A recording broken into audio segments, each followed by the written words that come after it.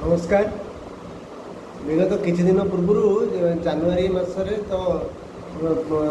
पर गोटे वीडियो करदिली जोटा कि आपणकर PM Svanidhi credit card pin setup होउनथिला। तो 2-3 मास भी लागिगला ना बैंक कौन सल्यूशन देला ना कौन बीएमसी तरफ से देला से माने।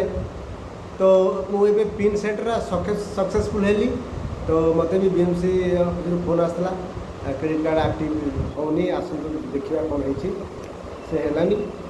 कटक जिले में खोर्धा जिले में प्राय जी क्रेडिट कार्ड पाई पीएम सेवानिधि स्कीम एक्टिव होनी किंतु एक्टिव केमी कर कहूँ मुझे एक्टिव करी जो सेविंग्स बैंक अकाउंट दूसरी इलिजिबल देखा आर कौन जो क्रेडिट कार्ड आपको लंच हो गोटे अकाउंट नंबर क्रिएट कर बैंक मोदी एसबीआई करता मुझे एनो मध्यम तार अकाउंट नंबरटा पाइली जो अकाउंट ओवरड्राफ्ट सुविधा देखा से ही अकाउंट नंबरटा जदि आम एटीएम देवे तेणुक देले आप रजिस्टर मोबाइल नंबर उपरकू गोटे ओटीपी आसो से ओटीपीटा सबमिट कले आप पिन जेनेट करेंगे गोटे थे पिन मारे आउ गोटे रीएंटर पिन मारे सक्सेसफुल होगा। तेणु यही हिसाब से आपड़ जदि पिन सेटअप करेंगे जदि आपणकर ये जो दूसरी आपणकर ये जो कागज दे ये कागज माध्यम कौटी भी पिन आप लिखा जाए ना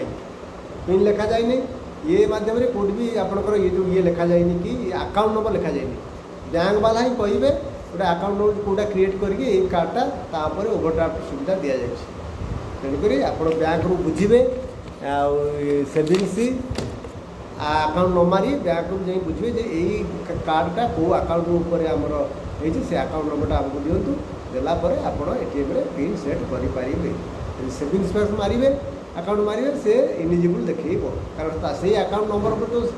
आपंकर इश्यू है से देखे केमी माने माने ये भाव में पिन सेट सक्सेस हम आ कार्डटा केमी आम व्यवहार करवा ता भर भी सक्सेस ना